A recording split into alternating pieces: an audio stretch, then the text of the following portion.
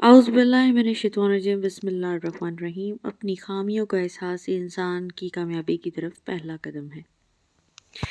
یہ جانتے بھی ہو کہ خدا دیکھ رہا ہے، تم پھر بھی دیکھتے ہو کہ کوئی دیکھتا نہ ہو۔ آپ کا طاقتور ہو کر کسی کا سہارا بن جانا ہی اصل قوت ہے۔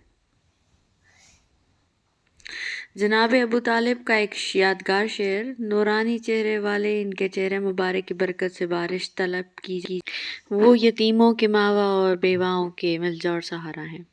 گھٹیا اوپر کھڑا شخص نہیں، نیچے والے گھٹیا ہیں۔ نفسانی خواہشات دل کی غلامی، گلے کے طوق اور پاؤں کی بیڑیاں ہیں۔ لامحدود آرزوئیں محدود زندگی کو عذاب بنا دیتی ہیں۔ صبر، شکر اور قناعت ایک اینک ہے، اگر آپ یہ اینک لگا لیں تو دنیا بڑی خوبصورت نظر آئے گی اور آپ ہمیشہ خوش رہیں گے۔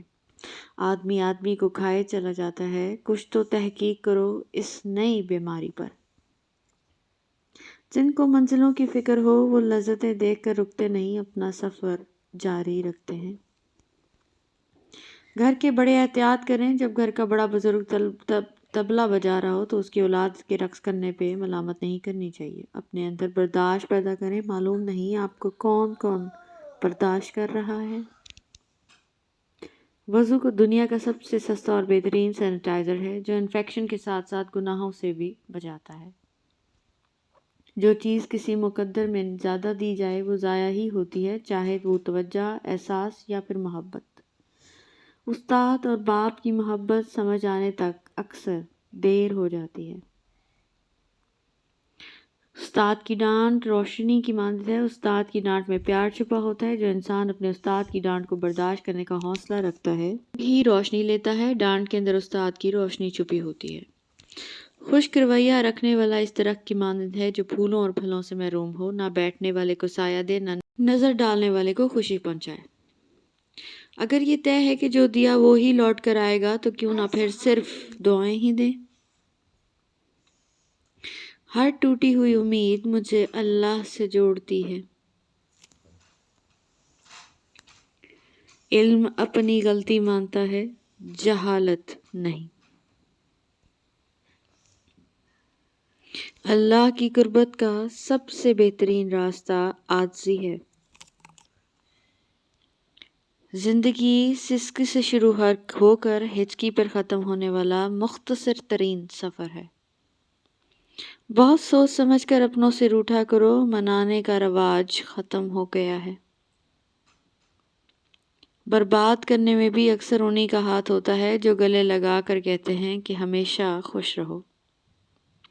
فاصلے بڑھتے ہیں تو غلط فہمیاں بھی بڑھ جاتی ہیں، پھر وہی سنائی دیتا ہے جو کہا بھی نہ ہو۔ انسان بھی ڈستا ہے زہر ڈال کر لفظوں میں۔ اچھی زندگی اچھی صورت سے نہیں، نیت سے ملتی ہے۔ خیال کا پاکیزہ ہونا روح کی پاکیزگی کو ظاہر کرتا ہے۔ صبر اور قدر کرنا ہر کسی کے بس میں نہیں۔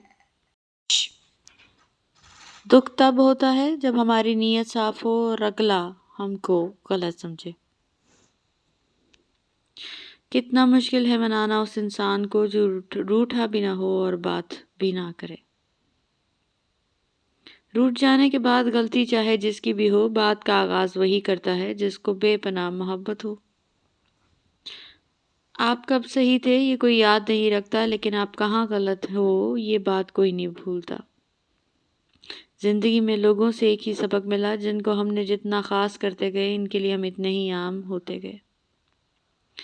جب لوگ راستے الگ کرنے کا فیصلہ کر لیتے ہیں تو سب سے پہلے رابطے کم کر دیتے ہیں۔ رابطے بتا دیتے ہیں کہ دل میں کتنی قدر ہے، ورنہ کہنے کو تو سبھی اپنے ہی ہوتے ہیں۔ وہ انسان کبھی آپ کی قدر نہیں کرے گا جس کے لیے آپ ہمیشہ جھکتے ہی رہے ہوں۔ کچھ لوگ اعتبار کے نہیں، احتیاط کے لائق ہوتے ہیں۔ آپ کا کوئی نہیں، یہی آپ کی سب سے بڑی طاقت ہے۔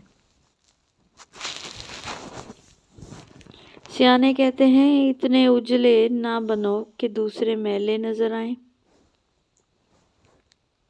جانا مٹی میں ہے تو پھر حسرتوں کے پہاڑ کیسے؟ سچے انسان کو ہمیشہ جھوٹے انسان سے زیادہ صفائیاں دینی پڑتی ہیں۔ دنیا آپ کی عزت کیوں نہیں کرتی؟ فرمان حضرت بشر حافی رحمۃ اللہ علیہ، دنیا میں عزت کی 3 چیزوں میں ہے: کسی سے حاجت نہ چاہو، کسی کو برا مت کہو، اور کسی مہمان کے ساتھ مت جاؤ۔ اپنی طرف کھینچنے والی 3 چیزیں: استغفار کی کثرت رزق کو کھینچ لاتی ہے، نظروں کی حفاظت حکمت دانائی اور فراست کو کھینچ لاتی ہے، حیا اور پاک دامنی بھلائیوں اور برکتوں کو کھینچ لاتی ہے۔